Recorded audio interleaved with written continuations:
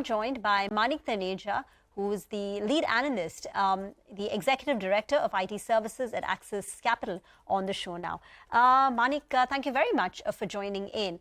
Now, Q4 was a howler for the IT companies. The stocks corrected in and around the earnings season in the month of April. Since then, most of the stocks have actually recovered, especially the large cap names are up 10, 15, 17% from the Q4 lows. What have you made of the resilience seen by the IT stocks, the recovery that we've seen? And do you think in Q1, what is the street priced in when it comes to Q1 numbers? Is there a risk that IT stocks head lower post the numbers? First of all, thank you for having me on the show. And when it comes to numbers, one is expecting a subdued Q1 FY24 results from the companies. Just like what one has been seeing through the last couple of quarters, growth may be much more mixed, with some companies within the tier 1 coverage doing okay, while others struggling. And that will be a similar story even amongst the tier 2 names. Now to your question regarding the way companies have rallied after the fourth quarter numbers, I would say this move has been far more pronounced across the mid-tier names, less so for the tier 1 names. And within the tier 1 coverage, I would say you've seen much stronger moves for the likes of HCL Tech and Tech Mahindra amongst the larger companies. Given the kind of price performance that one has seen, I would say there is likelihood of some pause there. Certainly, this is not a quarter which will drive earnings upgrades for the sector. But is this a quarter which can drive earnings downgrades? So I would say once again a mixed bag over there. With certain companies, one might see the numbers or the visibility on current year estimates essentially holding up, while in some companies there is certainly a risk that one sees a downgrade in terms of estimates. Okay, so let's just talk about where these downgrades might become more pronounced this quarter, Manik. In Q4, the biggest sort of disappointment was Infosys, for instance. Whereas the mid-cap IT space actually did very well. A lot of the mid-cap companies managed to hold up growth in a good fashion. So this time around, can you single out for us companies where the risk of disappointment or downgrades perhaps is the highest, given the kind of commentary and chatter you might have heard in the last 3-4 months? Sure. So certainly there might be some downgrades for companies like Tech Mahindra, given the fact that the company is in the midst of a leadership transition, and thereby FY24 is likely to be a washout year. But investors are certainly looking beyond that, and that is to some extent explaining the excitement in terms of the stock price there. And for Infosys in particular, given the way expectations are, if Infosys doesn't deliver a 1% plus sequential growth, I would say there is downside risk to the lower end of the guidance as well. Certainly not in the camp which believes that there might be upgrades to the growth outlook for the full year for Infosys. And amongst the tier 2 names, we see downside risk for companies like Emphasis. We see downside risk for companies like Persistent as well as LTI Mindtree. You're saying is if Emphasis doesn't deliver a 1% plus constant currency revenue growth, then there is a risk of earnings downgrades, right? No, I said for Infosys, if Infosys doesn't deliver a 1% plus growth, then there is potential risk to even the lower end of the guidance for Infosys. Okay, potential for the lower end. Got that. What about a buyback from TCS? Is that something the street is expecting and pricing in?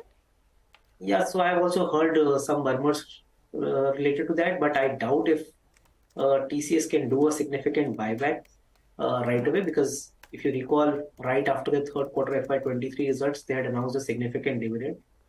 While that doesn't indicate that they cannot do it. But even if they were to do a buyback, I think the quantum of buyback essentially will not be very meaningful. Okay, so let's see. We have to watch out for the buyback from TCS.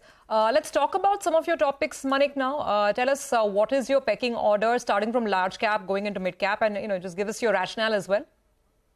Sure. So we've been fairly selective in terms of stock picking, and HCL Tech has been our preferred name here at Axis Capital, followed by Tech Mahindra, and we have a reduce on TCS, Infosys, and Wipro amongst the tier 1 pack. And amongst tier 2 pack, essentially the preference has been with Coforge, followed by Emphasis, which is relatively, which offers some relative safety because of valuations, and then we have a reduced and persistent in LTI-9 Do you think IT could be a buy broadly after the Q1 earnings season? Assume we get some downgrades, assume the stocks correct a tad bit. Do you think then it would be an attractive buying opportunity because the best returns are made when there is peak pessimism?